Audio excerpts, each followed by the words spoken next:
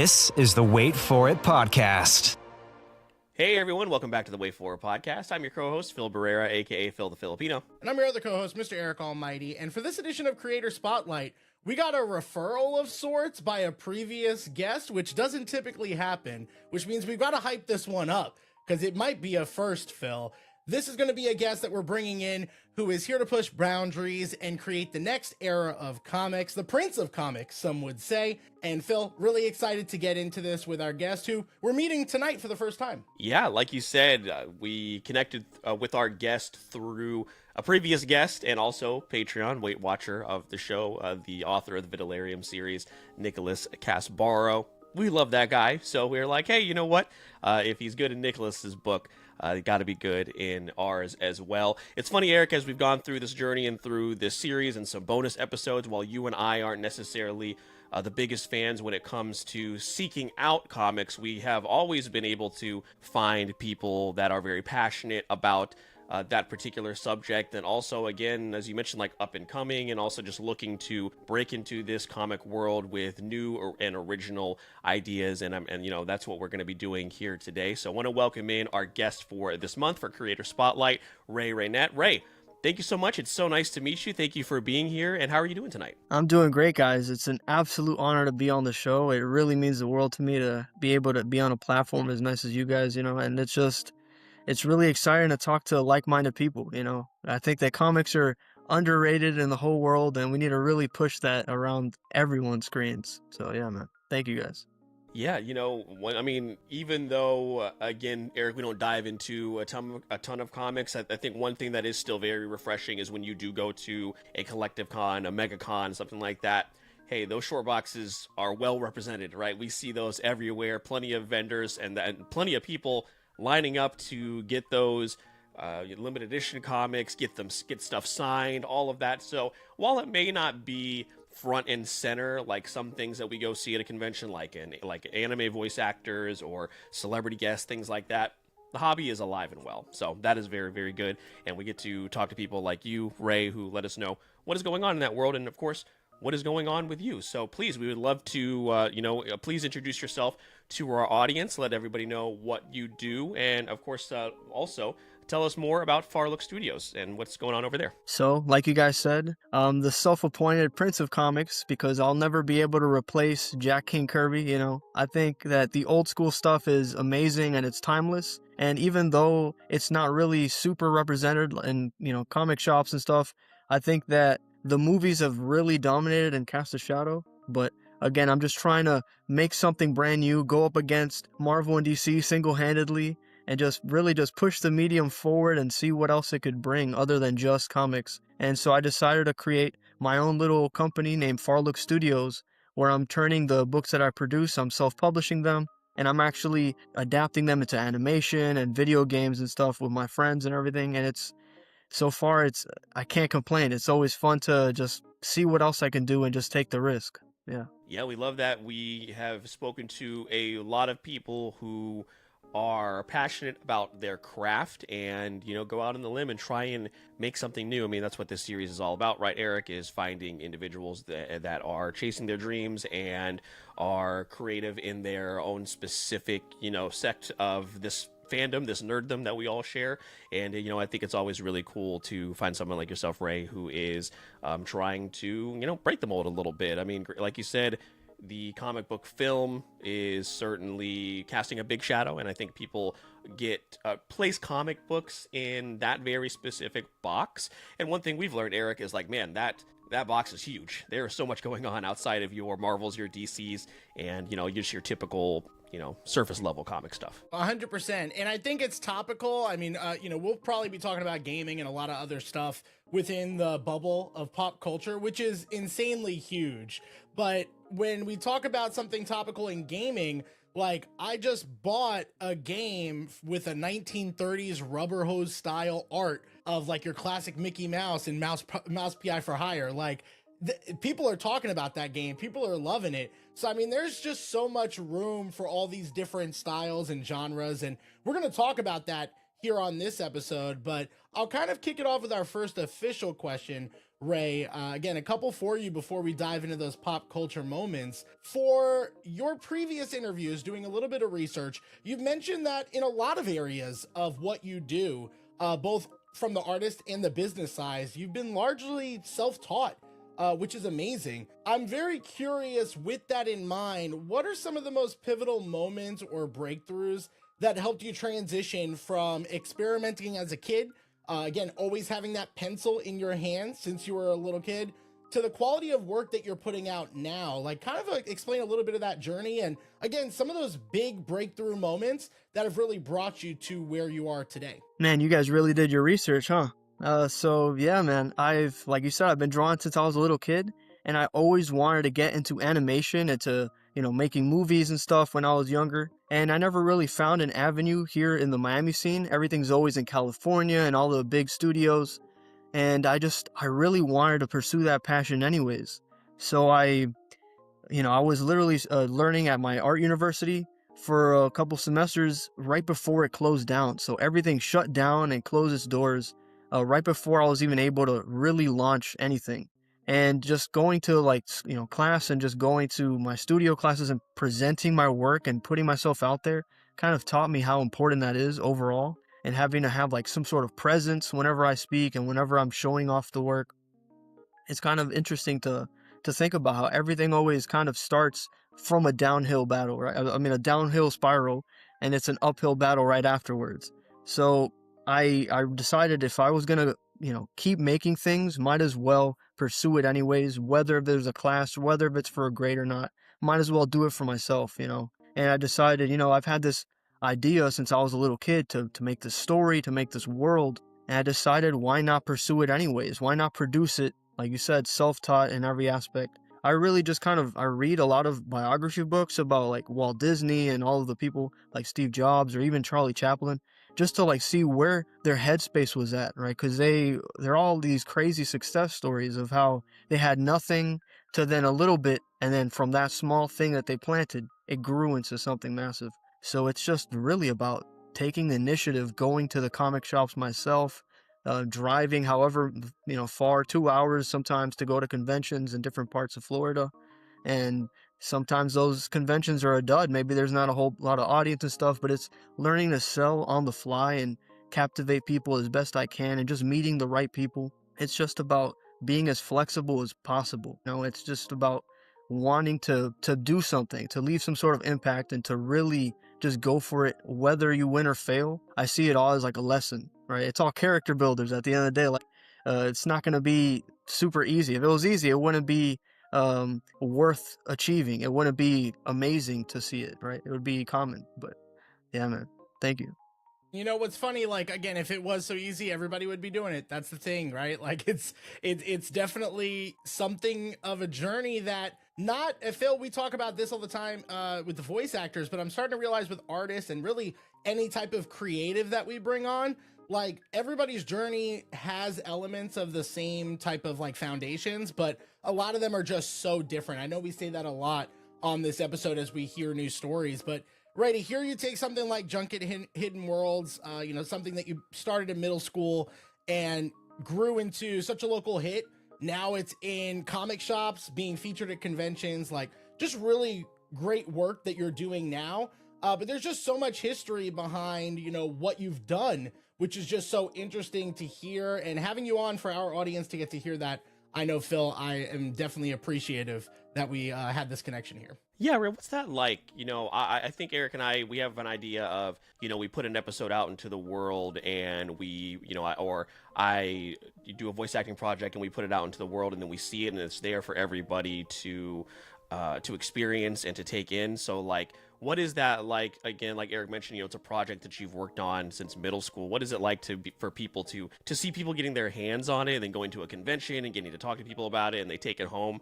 What's that feeling? Describe that feeling for us. Oh, dude, it's the craziest feeling. Like being able to have like someone who, a recurring customer, basically someone who sees me at another convention and decides to, let's say, like, hey, you know what? I followed him online. Let's go to the other one. And then it's just so weird to be like, I guess, remembered in that sense, or even if it's a small impact, right? And it's kind of crazy to see people go into the store and then seeing the book I made and be like, yo, I found it. It's no way. It's crazy. I just talked to this guy online and this and that. And I just found him on the store. And then these people like send me the photos of it. It's such a strange kind of feeling to just make something and just let it off into the world. It's almost like, I don't know, it's like my dog ran away or something. Like it's just kind of, it's a great feeling though, because it's showing that even though, because not everything is perfect. I'm sure you guys know, man. As soon as you're putting your heart and soul and your blood, sweat, and tears into some project, and it just becomes something that people could either accept or reject, whatever it may be, it becomes very difficult to like just let that thing just exist. And you kind of have to be open and vulnerable to it, because at the end of the day, not everyone's gonna like what we make, not everyone's gonna appreciate what we do, but there's always that audience. There's always someone for something, always, right? There's always someone for everything. And I think it's just really wholesome to see like younger kids that meet me at conventions, whether they're like 4 or 5 years old, they come running like, "Oh, you didn't sell them? Oh, thank God. Let me get the crazy looking one." And I'm like surprised these little kids, they want like the Halloween covers and like all the creepy ones and stuff. And it's just super fascinating to see how, like, even if it's just a small hint, right, of just inspiration or motivation that I give them. Sometimes parents, they come up to my table and be like, "Look, he could do what he's doing. Don't you draw at home? Look, he's doing it too. You could do that." And it's very wholesome. And it's because being raised by my family, I've always been taught that I think anyone could do anything they really set their mind to, right? So it's just a beautiful experience to see that out in the wild. It's also weird, right? It's like sometimes some people recognize me and I don't know, like, oh man, where did I know you from another convention or whatever? But it's a great feeling, man. Can't complain. Yeah, I mean, you'd be surprised. There is a uh, Eric's son always navigates to the creepiest stuff possible. So that kids these days are eating that up. So that doesn't really surprise me too much. Yeah, that's great. I love that. My actual next question, our next question here is, kind of looking back at your earlier work compared to your most recent projects. What do you think has changed the most in your creative process, your artistic voice, and also how have you, we talked about conventions, how has your approach to pitching yourself changed from that first one to even the most recent convention? How has your whole process evolved over time? Right, that's a great question, man. So it's literally, I was pitching it to my students, like my classmates in my university at first, presenting it as like a project, whatever. At first, it felt like an assignment. Then I realized, like, man, I really like this. As soon as I showed everyone the product, right, the finished book, they all wanted a copy and they were like, "Oh, but can we buy one? And can you sign it?" And I was like, "Sure, I mean, I guess, you know?" And it from that really just inspired me to want to keep going and seeing what other places, trying conventions. And yeah, the original stuff I did back in the day was kind of just testing the waters. Like my first comic was a black and white kind of like poem that I had written and I adapted it. It's called The Last Crusader. And it was really just this undead crusader coming back to life at the end of time to fight like a demon, right? It's like an old folklore kind of thing. People seem to really resonate with it, but I was really just playing with like the limitations that I had. So I was only using, just black and white and just one color, right? Just using red.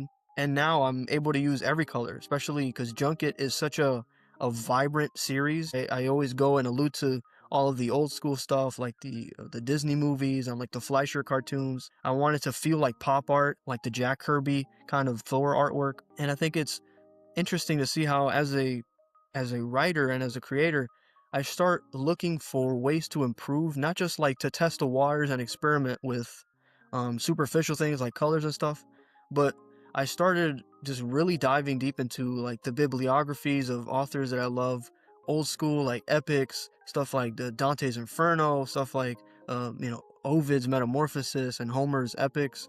It kind of like helped me reach a better understanding of how these things, they're not just books at the end of the day. They're not just stories.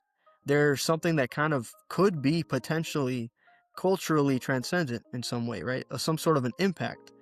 I never would have imagined some little character that someone drew could become something like what Spider-Man is today. It's an icon. It's this symbol of motivation of like, that we can do things with the strength we're given, you know? And I've just been thinking about how, even though I know it's just a small circle or a small square, my little quadrant over here in South Florida, I think it's interesting to see how it's already started to kind of branch out and become something more. So I start focusing, or I guess obsessing really. All my friends are tired of it, the way I ramble on. But I'm just super focused and obsessed with making a complete product. I've been studying the works of like Steve Jobs and the way he talks about his projects, and it's just so how robust something could be, how well encompassing a single thing could be. And been seeing how Walt Disney, he used the term plussing, the way he would keep adding to something, even though he was running out of money and have to scrounge for scraps and whatever, sleeping on the floor, whatever it may be.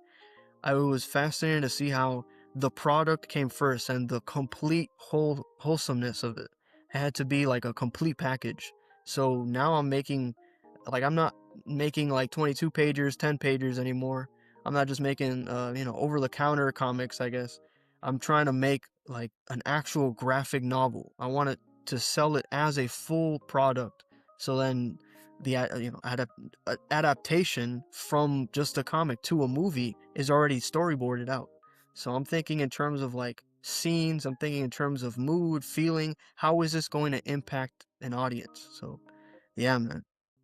I know that was a long-winded response, but No, that's great. I mean, again, we learn so much during this journey. Again, like you said, Eric, the bones of a lot of the creators' journeys are very, very similar. So it's always really great to see kind of how people have evolved over time and adjusted their pitch and their process and all of that. So it's always really great, and I'm sure again we'll offer somebody something of value who is maybe earlier in their creation journey that's trying to take a similar path that you have, Ray. So all of that is great. And Eric, again, one of the reasons that this series has become so valuable, not only for us, but hopefully for the listeners too. Yeah, no, it definitely provides a lot of value in the sense that like we learn about a lot of really deep information in the creative process that I think people are still trying to find for themselves, right? Like that's something that I think is important.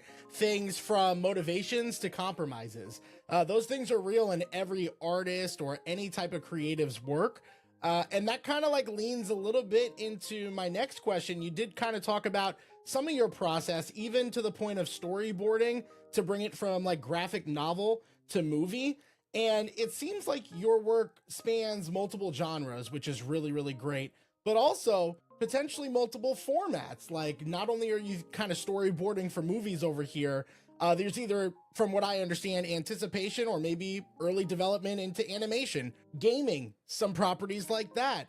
So like with all of this that you're juggling, how do you approach developing a cohesive brand identity while still allowing yourself the creative freedom and liberty to explore these different styles and these different kind of stories? yeah, man. So it's really just focusing on what is it that I want to leave behind, right? And it's seeing it from that perspective, that angle of some sort of legacy. Even though I'm only 24, I want to make something that already transcends me, right? I want to make something that, even if my name is forgotten, if only that book remains, I want that thing to have a little piece of my soul in it.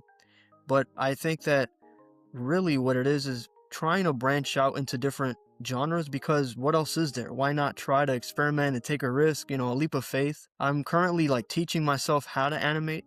I've always practiced and dabbled in it when I was younger, but just I have a like a 9 to 5 job, and I wake up super early in the morning to just squeeze in, just make a bit of time to like draw some of the issues or the comic strips, and then from there just trying to see how I could learn the programs and teach myself the the rules of animation and whatnot. But I think that if an idea has a lot of passion in it, and if an idea really is like as concentrated and as focused as it needs to be, then from there it could really branch out into anything. How I juggle it, I don't know how well I juggle it, to be fully honest, but I think I'm trying to keep it kind of balanced. Right now the graphic novel I'm working on is really focused in on almost making a new modern fairy tale, right? And it's literally just adapting the characters that are like side characters within the Junket universe, but they're just kind of expanding. It's like if the camera was to stay rolling on them, where would they go? What adventures would they go to?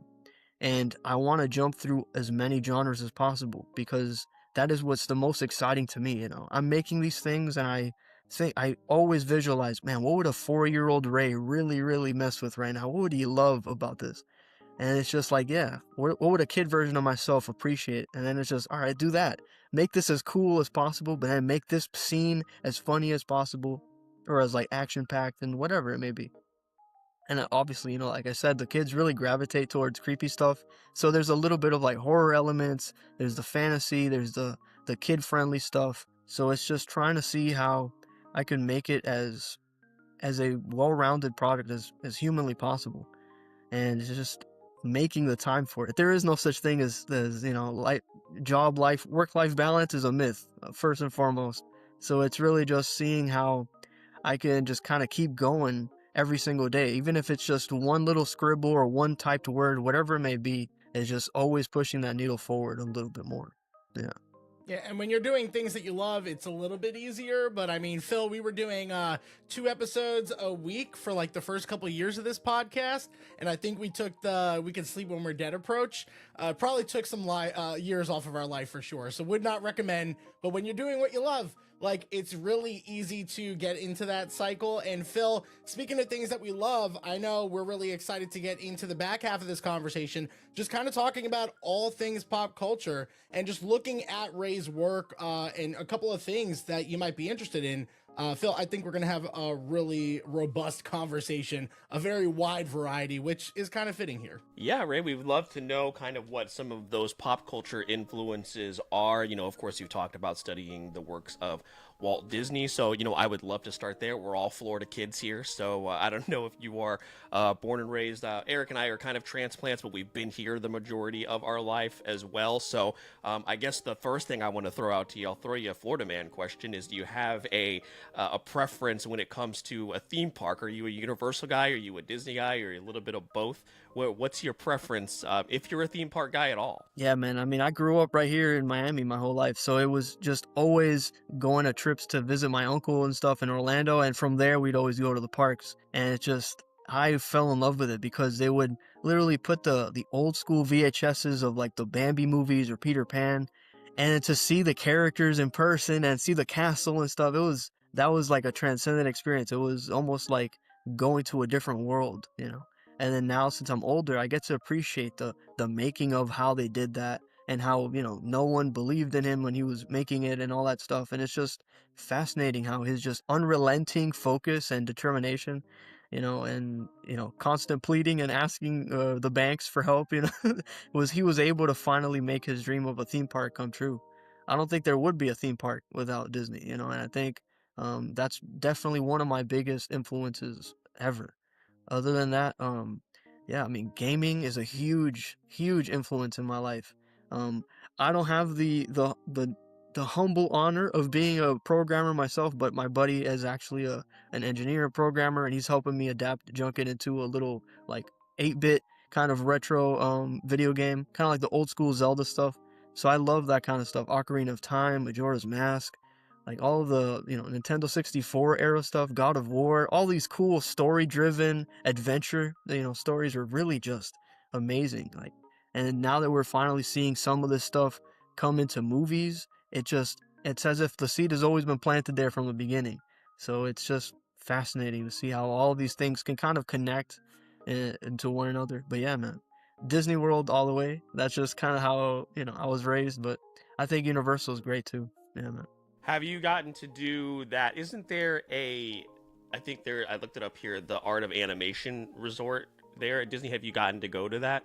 No, man, no. My biggest dream would literally be to visit like the Disneyland in California, the original one, just to witness Walt Disney's office. I feel like I'm stepping into the White House and the president's office or something, to me. They used to spray paint the grass green to make it more vibrant back then. They cut down orange trees and put it up in the parks and stuff. It's just to read about something and to love the ideas and be inspired by them, to then go to the place would be insane. And when I was growing up, I didn't even know that CalArts was the school literally created from Walt and Roy Disney. I didn't know that, and I always wanted to study there.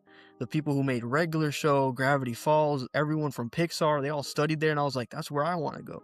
Sadly, I didn't have the funding and stuff, and I was like, you know what, I'll teach myself from the same books that they read as well. Why not? And just kind of like seeing what they did in their movies and just studying their stuff as well. And yeah, bro, I think it would be a dream come true to visit Cal Arts or even just see the original Disneyland. That'd be awesome. Yeah, Disneyland is something that still eludes us, Eric. Maybe with our with my sister and brother-in-law heading back to California. I don't even know if I've told you that actually on a person.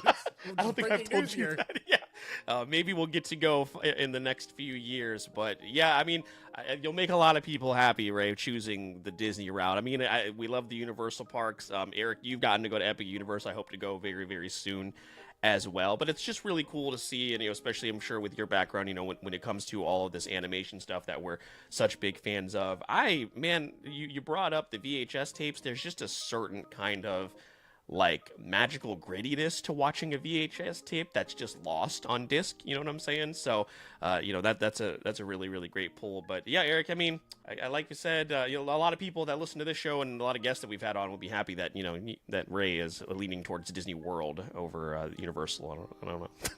Yeah, and I mean Disney in general. I mean, I think there's a lot of magic to be had there, which is just something that I think sticks with all of us. Is there a particular Disney property that like you tend to lean towards more than others? And then I'll kind of expand that to anywhere in pop culture, like anything that you're obsessed about in general that gives you a similar type of Disney magic feel. I know for Phil, that's probably Jurassic Park. For me, especially at an early age, was Star Wars. I mean, we'd watch the movies, watch them again, listen to the soundtracks, and just start getting into it. So what is that like? Do you have maybe a Mount Rushmore or a king of the mountain for your Disney stuff that you enjoy? And then just expanding it out to pop culture, what else gives you that Disney magic?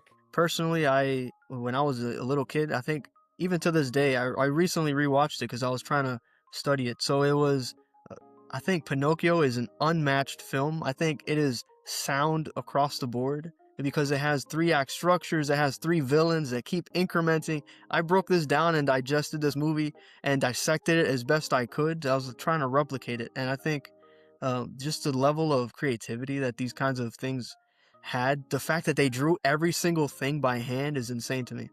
But other than that, I know all the Pixar stuff is classic to me. I would argue that The Incredibles, the first one, absolute masterpiece.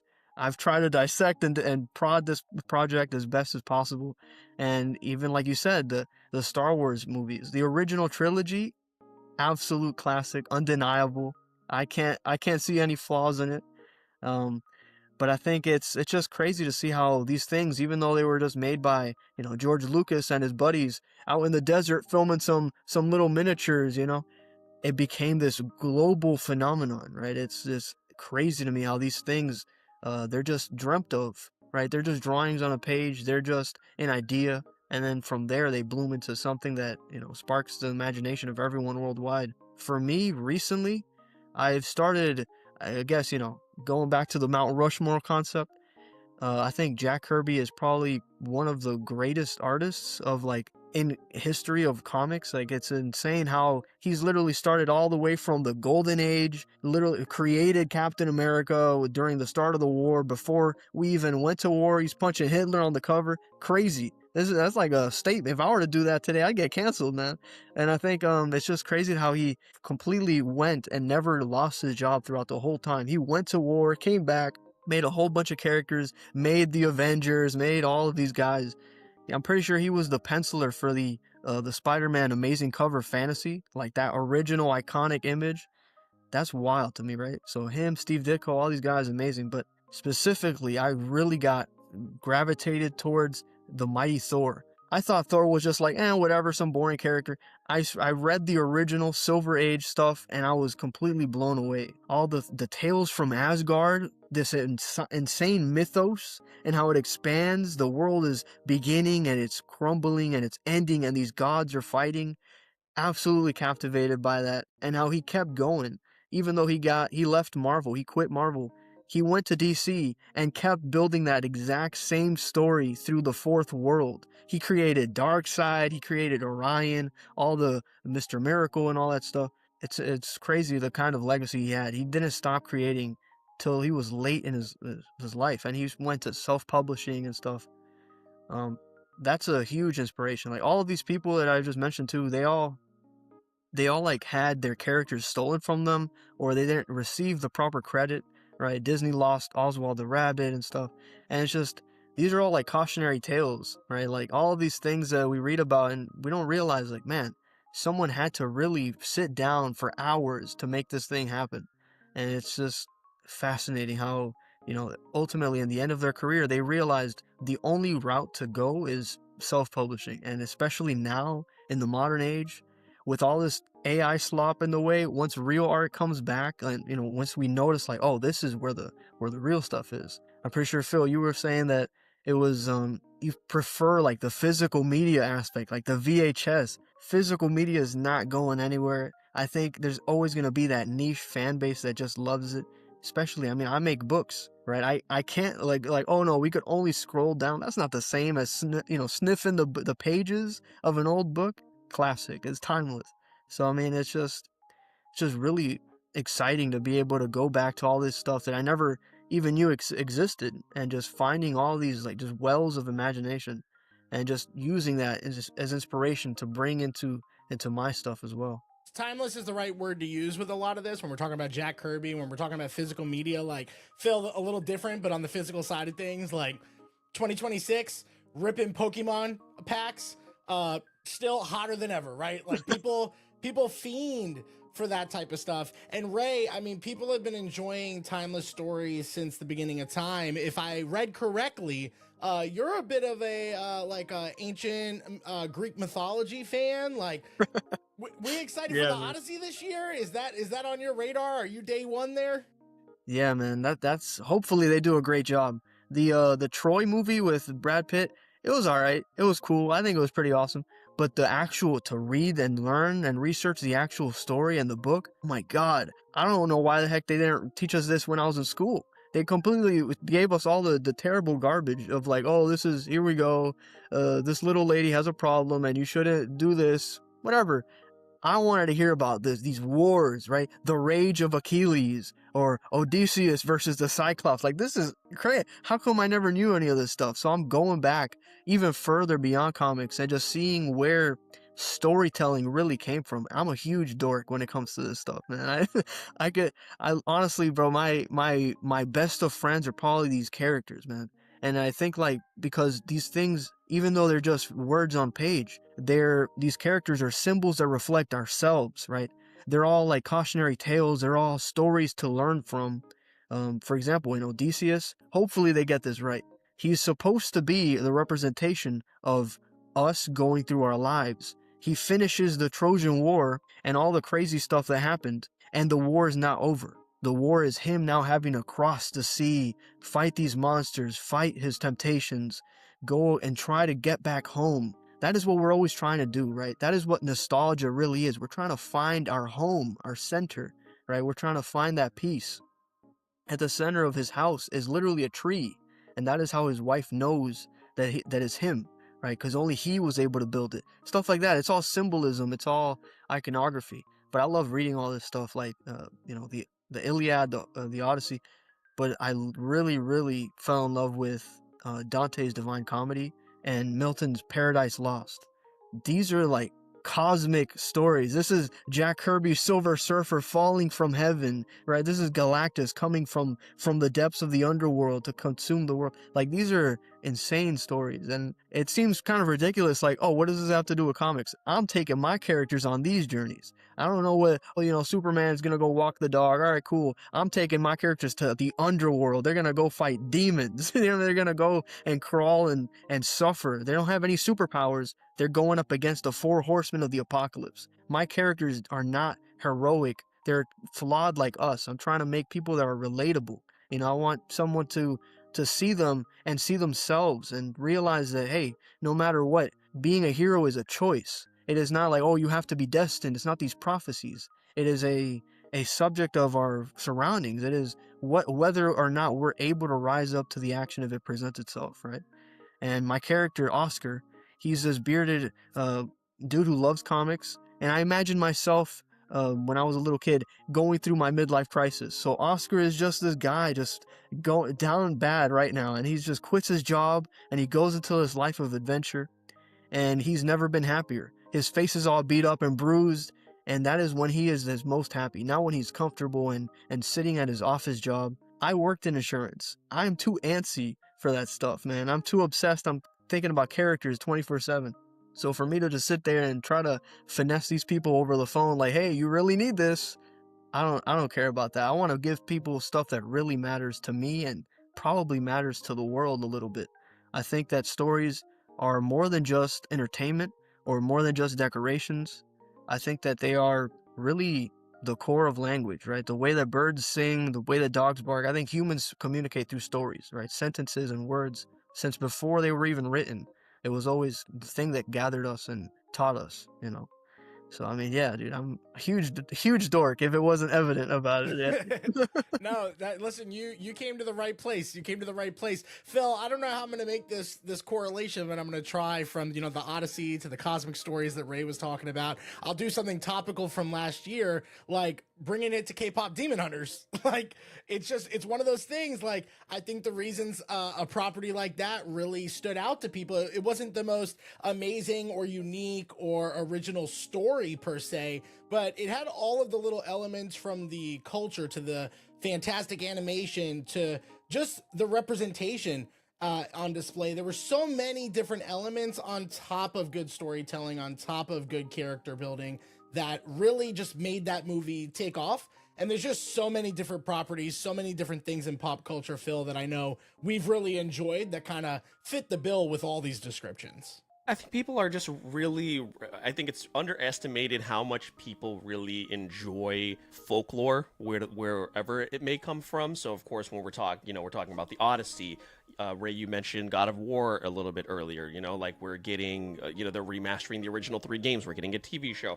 I think people are really underestimating how like into those types of things people are from all over the world. I was recently cast in a ongoing audio drama about folklore when it comes to each different states within the United States. Like, some people love the weird and like unexplained, and I think that's why so many of those things are so alive and well. So I really have, we'll of course be seated for day 1 of the Odyssey. Eric, it just pains us that we don't have a proper IMAX theater here. We have one, but it's just like the seats are from 19. There are things that we do want to go back. We talked about throwing it back to VHS tapes. I don't want to sit in a movie theater seat from 1995 in the big 2026. So AMC, I will be an A-lister.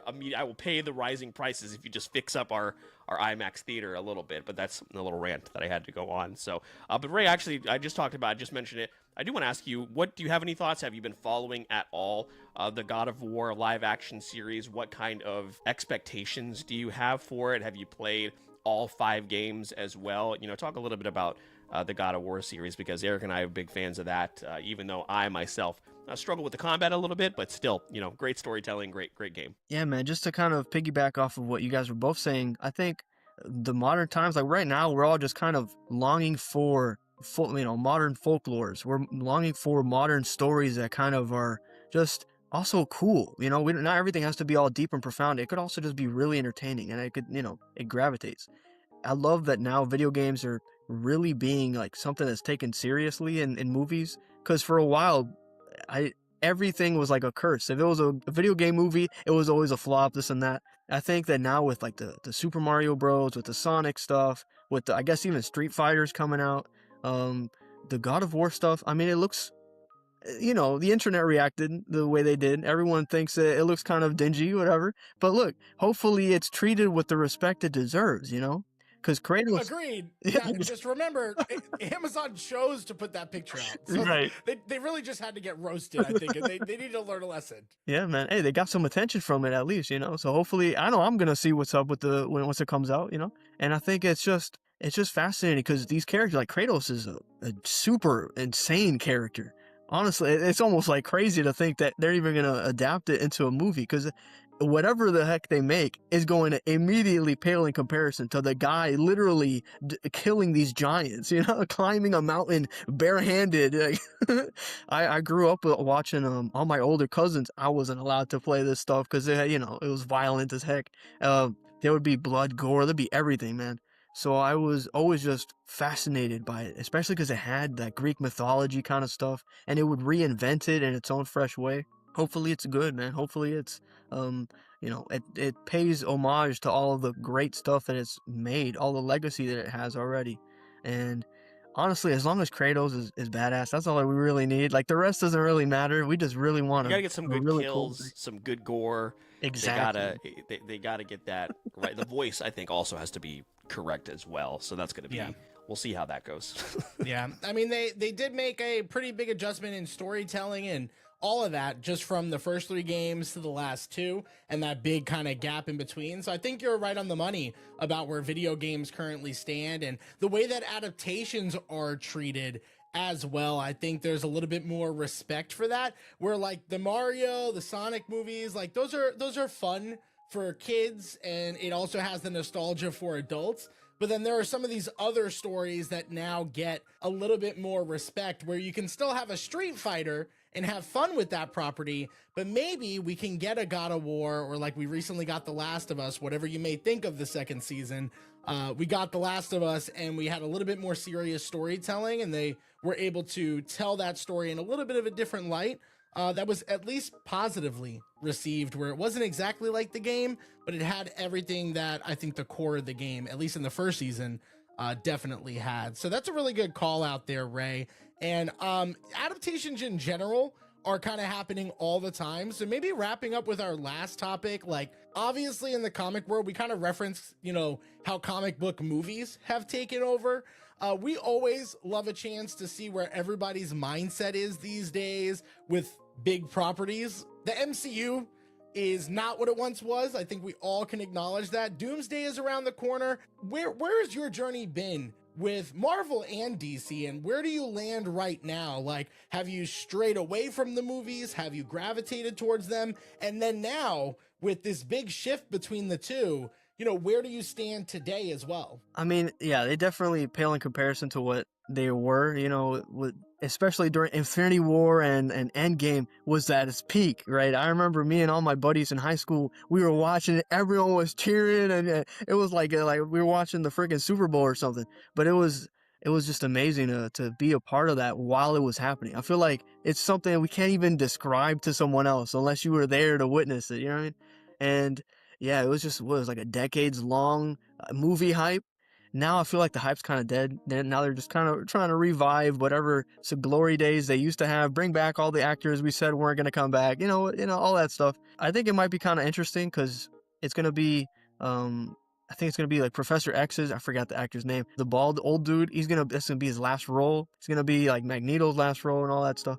Like these people are super old now, you know what I mean? Even Robert Downey Jr., like Iron Man's super old now too, bro. So I mean, everyone's just kind of aging. I think they're all gonna be dads now. It's like, I don't even think they know what they're gonna do with this movie. But I mean, hopefully they treat it with respect, right? The Spider-Man movie's coming out as well recently. I mean, I grew up with the Tobey Maguire trilogy, and to me, I always wanted that 4th movie. I feel like that would have been a good way to really wrap it up. They're getting the 4th movie now. I don't know if this is gonna be more Spider-Man stuff, more multiverse stuff. Who knows? We don't really know what they have in mind, right? Some of the TV shows are good. Stuff like Wonder Man, I kind of appreciate. I like that they're bringing all the Daredevil stuff back. Like all the actors are coming back.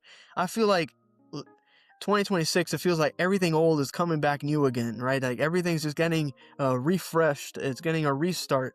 And thank God it's not like, a couple years ago where everything was just being regurgitated, like another the exact same Snow White but live action, or this and that, everything Disney live action. They kind of just ham-fisted it, but now I feel like they're kind of letting it grow and just see where the story takes them. And yeah, I don't really know. I have trust in the Russo brothers and stuff like that, but I really have no clue where it's gonna happen. If it's gonna be Iron Man versus Doctor Doom, if it's just two Robert Downeys fighting on the screen, who knows what we're gonna get, honestly. But I don't know. I think that now is the perfect time to really just make something that stands out, and that's why I'm really just trying to make something that breaks the mold. Because some of these characters, if you really look back, like Batman is it's 17,000th adaptation. Spider-Man, again, this is the 12th movie. You know what I mean? Like, we need, these characters are 80 years old. We need something brand new, something that's completely different, and hopefully in not so far future, I'm able to kind of break that a little bit and just breathe life into the culture, But I'm a huge fan at the end of the day. This is not out of like, oh, disrespect, this and that, I'm better. No, I absolutely adore all of these things. Everything that Stan Lee has built with Jack Kirby and Steve Ditko and all these great writers and creators. Massive respect to all of them. This is what they've done is insane. Because the Avengers were what, B-listers, C-listers originally, and they made them the front cover of everything superheroes. And yeah, man, I was even able to meet Jim Starlin right as Infinity War dropped when I was like in high school. It was kind of crazy. Like the hype surrounding it, the world felt like it was alive. And hopefully we're able to get that kind of, culture, zeitgeist, whatever it may be again. Everyone's gonna be there in theaters for the Doomsday stuff. There's no doubt about it, right? The hype's still alive, low key. So I mean, we'll see where they take us, man. That's a great outlook. I feel like I'm more pessimistic just because like everything seems so like cash grabby. It just feels like how many times are they going to retire Ian McKellen and Patrick Stewart? How many times are they going to retire those two people in those roles?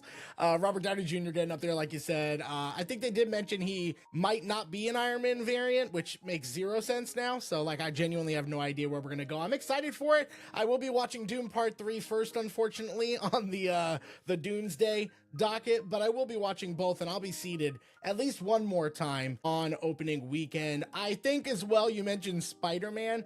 They really did have their opportunity after No Way Home to just give us 3 separate Spider-Man properties and we would have paid the money. So I think it's just really funny that they've dropped the ball there. But, they are in a weird state just in general with comic book movies. DC's doing their own thing, moving in hopefully an upwards trajectory. I think a lot of people would agree. But, I think people are itching for a lot of original stories. And Phil, that's why I'm really glad as we're kind of wrapping up this episode, that we were able to bring on somebody with an original vision for their storytelling. And hopefully, again, people are willing to check that out and really see what there is to offer here, because I think they might be surprised. And Ray, it was a real great pleasure. But Phil, again, really excited that we were able to kind of circle back to that. Yeah, Ray, thank you so much for sharing your vision, your passion, your process with us. And, like we said, these episodes offer so much. So thank you for sharing all that with our audience. And we hope to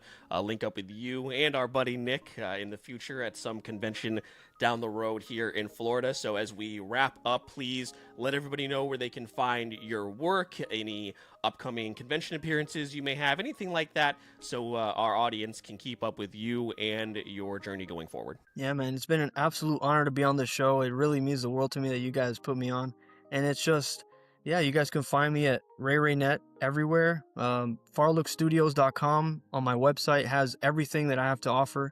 You can search up Junket, Hidden Worlds Revealed, out now on Amazon. I currently have 5 books printed. They're all around 60 pages each, so they're all self-contained. I'm bringing you guys the new MCU, the new DCU right here in only a couple pages. And I think everyone should always pursue their dreams. Just keep going, keep making it, because at the end of the day, that's all we can do, Just a little bit of hope makes a lot of a difference. So upwards and onwards. Thank you, guys.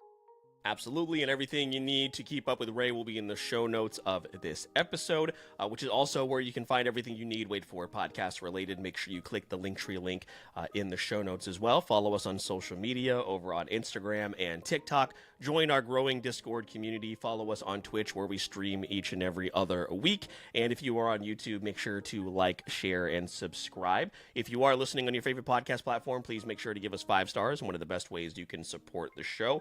And of course, make make sure to follow not only Ray, but also Eric and I as we navigate our content creation and voice acting journeys. We appreciate all the support that you guys have given us so far. But if you find yourself wanting to get a little bit more from the Wait For It podcast, maybe getting episodes a little bit early or having a hand in the content that we put out, Eric will let you know a little bit more about that before wrapping us up for the night. Yeah, so all the free stuff Phil mentioned, very much appreciated. If you want to go the extra step and support us every month on Patreon, you're able to get behind the scenes and early access to episodes like this one, in addition to partaking in Patreon month, where patrons of the show like Briar, T3 Cato, Vintage, Corey from The World Is My Burrito, Nick Casbaro, the author of the Vitalarium series, and Botter from the Shortbox podcast are suggesting movies and even games for us to watch and or play. We'd love to have you on board. If you're not able to, that's okay. All the free stuff Phil mentioned goes a long way in a form of support. And with that being said, my name is Mr. Eric Almighty. That is my co-host, Phil the Filipino. And shout out to our guest, Ray. Thank you so much for coming on. Please keep in mind we release new episodes every Wednesday on the podcast. And all you got to do is wait for it.